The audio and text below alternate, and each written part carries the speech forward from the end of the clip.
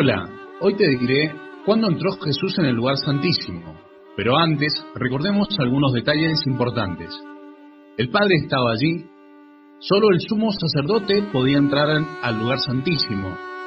Su entrada no era todo el tiempo y no podía entrar sin sangre. Todo ello era figura y sombra de las cosas celestiales. Y pondrás el propiciatorio encima del arca, y en el arca pondrás el testimonio que yo te daré, y de allí me declararé a ti y hablaré contigo de sobre el propiciatorio, de entre los dos querubines que están sobre el arca del testimonio, todo lo que yo te mandaré para los hijos de Israel. Como mencioné anteriormente, el único que podía entrar allí era el sumo sacerdote. Y así dispuestas estas cosas, en la primera parte del tabernáculo entran los sacerdotes continuamente para cumplir los oficios del culto, pero en la segunda parte solo el sumo sacerdote una vez al año. Su entrada la hacía una vez al año, esto también por mandato del Poderoso. Di a Aarón tu hermano que no en todo tiempo entre en el santuario detrás del velo, delante del propiciatorio que está sobre el arca, para que no muera. Al entrar, debía llevar la sangre del sacrificio para expiación. Después degollará el macho cabrío en expiación por el pecado del pueblo, y llevará la sangre detrás del velo adentro. Todo este ministerio era figura de las cosas celestiales, los cuales sirven a lo que es figura y sombra de las cosas celestiales, como se le advirtió a Moisés cuando iba a erigir el tabernáculo diciéndole: mira, haz todas las cosas conforme al modelo que se te ha mostrado en el monte. Meditemos un poco en el significado de este servicio. Pero en la segunda parte, solo el sumo sacerdote, una vez al año, no sin sangre, la cual ofrece por sí mismo y por los pecados de ignorancia del pueblo, dando al Espíritu Santo a entender con esto que aún no se había manifestado el camino al lugar santísimo, entre tanto que la primera parte del tabernáculo estuviese en pie. Dice que el camino no se había manifestado. Recordemos, ya lo hemos leído. ¿En dónde está el Padre? En el lugar santísimo. Vamos a leer quién es el camino para ir a él. Juan 14:6. Jesús le dijo: yo soy el camino y la verdad y la vida. Nadie viene al Padre sino por mí. No hay otro camino al Padre, solo su Hijo. Ahora, ¿cómo fue ese cumplimiento? Veamos la manifestación del camino. El Hijo fue declarado sumo sacerdote. Así tampoco el ungido se glorificó a sí mismo haciéndose sumo sacerdote, sino el que le dijo: tú eres mi hijo, yo te he engendrado hoy. Como también dice en otro lugar: tú eres sacerdote para siempre según el orden de Melquisedec. Cumpliendo la profecía, Jesús tenía un deber como sumo sacerdote. Demandaba obediencia de parte de él, y al cumplir todo ello hizo posible que los que creen puedan ser partícipes del buen mensaje. Empecemos por leer lo que escribió el profeta en el Salmo capítulo 2, verso 7. Yo publicaré el decreto, el Señor me ha dicho: mi hijo eres tú, yo te engendré hoy. Salmo 110:4. Juró el Señor y no se arrepentirá: tú eres sacerdote para siempre según el orden de Melquisedec. Como sumo sacerdote, Jesús vino a ser constituido a favor de los hombres.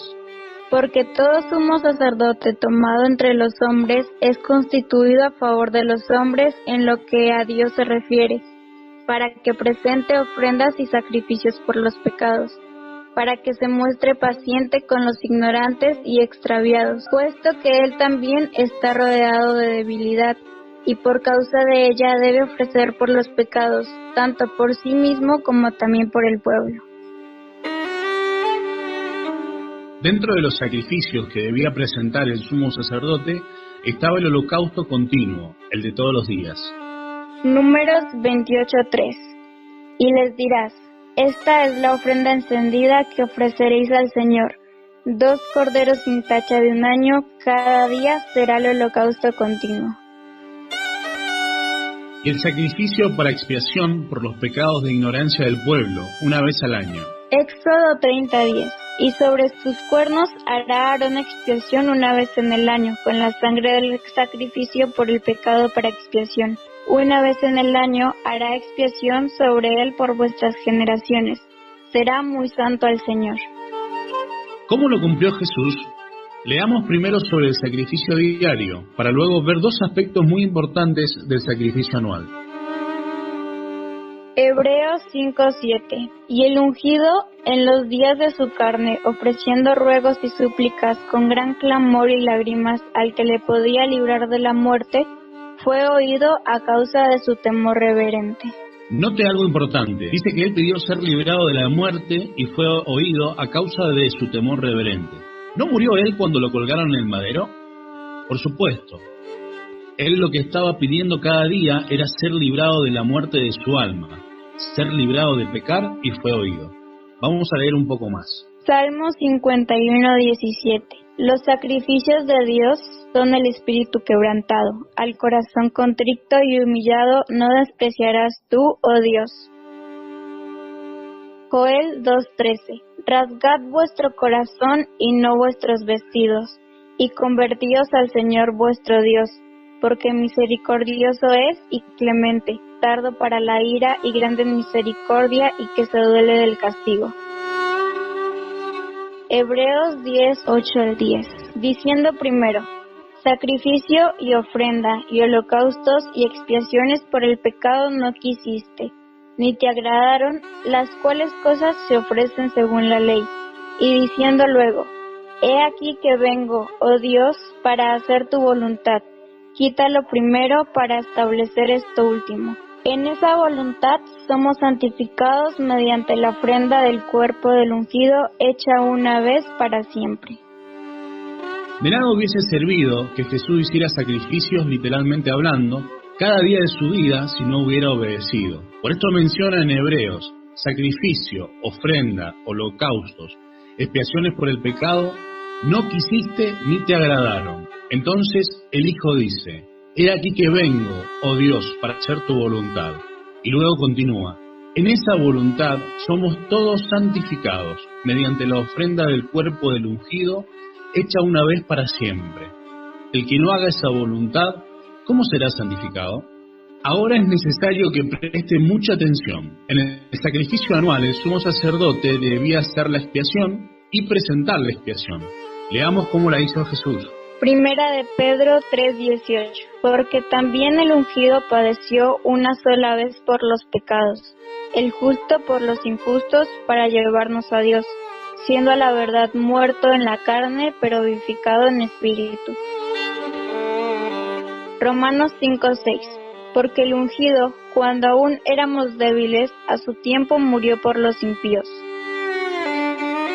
Efesios 5:2. Y andad en amor como también el ungido nos amó, y se entregó a sí mismo por nosotros, ofrenda y sacrificio a Dios en olor fragante.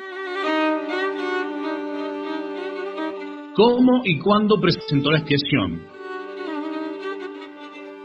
Hebreos 9:11-12. Pero estando ya presente el ungido, sumo sacerdote de los bienes venideros, por el más amplio y más perfecto tabernáculo, no hecho de manos, es decir, no de esta creación, y no por sangre de machos cabríos ni de becerros, sino por su propia sangre, entró una vez para siempre en el lugar santísimo, habiendo obtenido eterna redención.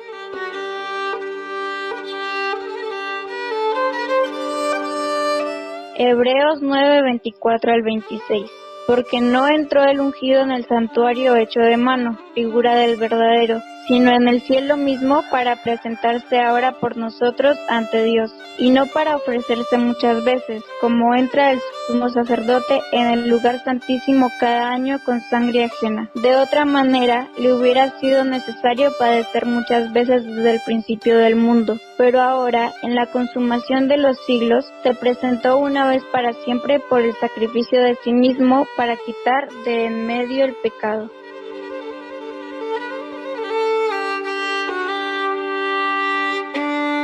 Hebreos 6, 19 al 20, la cual tenemos como segura y firme ancla del alma, y que penetra hasta dentro del velo, es decir, hasta el lugar santísimo, donde Jesús entró por nosotros como precursor, hecho sumo sacerdote para siempre según el orden de Melquisedec.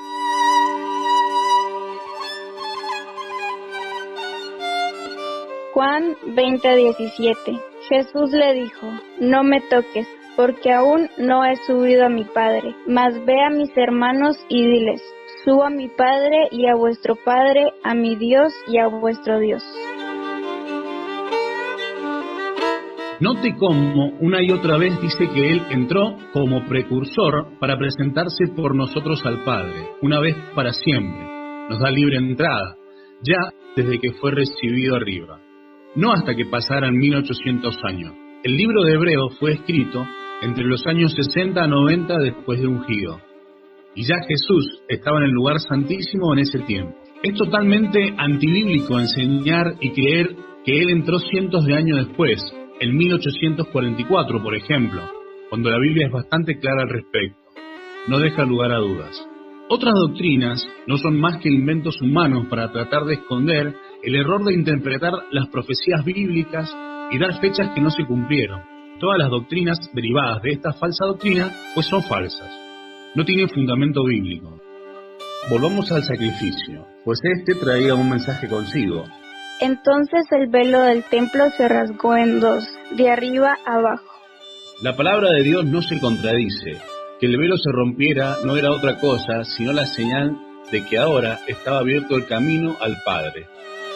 Así que, hermanos, teniendo libertad para entrar en el lugar santísimo por la sangre de Jesús el ungido, por el camino nuevo y vivo que Él nos abrió a través del velo, esto es, de su carne, teniendo un gran sacerdote sobre la casa de Dios, acerquémonos con corazón sincero, en plena certidumbre de fe, purificados los corazones de mala conciencia y lavados los cuerpos con agua pura.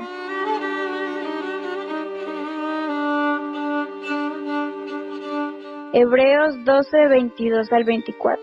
Sino que os habéis acercado al monte de Sión, a la ciudad del Dios vivo, Jerusalén la celestial, a la compañía de muchos millares de ángeles, a la congregación de los primogénitos que están inscritos en los cielos, a Dios el juez de todos, a los espíritus de los justos hechos perfectos, a Jesús el mediador del nuevo pacto y a la sangre rociada que habla mejor que la de Abel.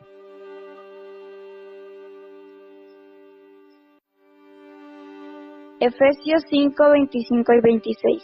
Maridos, amad a vuestras mujeres, así como el ungido amó a la iglesia y se entregó a sí mismo por ella, para santificarla, habiéndola purificado en el lavamiento del agua por la palabra. Y es que esa palabra no era de Él, porque Él no buscaba su gloria, sino la del Padre. Por esto Él hablaba las palabras del que le había enviado. Así que el creyente es limpiado por medio de su palabra, no por palabras de hombres o mujeres. Si no reciben la palabra de verdad, no podrán ser limpios, su inmundicia permanece. A los que Él llama, los llama a ser perfectos como Él. Sed pues vosotros perfectos, como vuestro Padre que está en los cielos es perfecto. Y santos como Él. Sino como aquel que os llamó es santo, sed también vosotros santos en toda vuestra manera de vivir. Si aún dudas, si te parecen poco los versos que evidencian su entrada al lugar santísimo, escucha con atención. Él se sentó a la diestra del Padre. Leamos cuándo. Pero el ungido, habiendo ofrecido una vez para siempre un solo sacrificio por los pecados, se ha sentado a la diestra de Dios, de ahí en adelante, esperando hasta que sus enemigos sean puestos por estrado de sus pies. Él se sentó a la diestra del Padre luego de haber ofrecido una vez para siempre un solo sacrificio por los pecados. Y bueno, como en boca de dos o tres testigos debe constar toda palabra, te presento a Esteban, David y Pedro.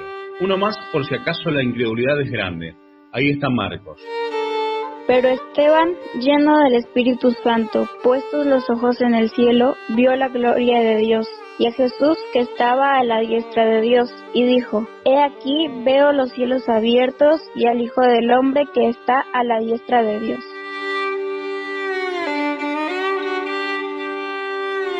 Salmo de David. El Señor dijo a mi Señor: Siéntate a mi diestra hasta que ponga a tus enemigos por estrado de tus pies. Quien habiendo subido al cielo está a la diestra de Dios, y a él están sujetos ángeles, autoridades y potestades. Y el Señor, después que les habló, fue recibido arriba en el cielo y se sentó a la diestra de Dios.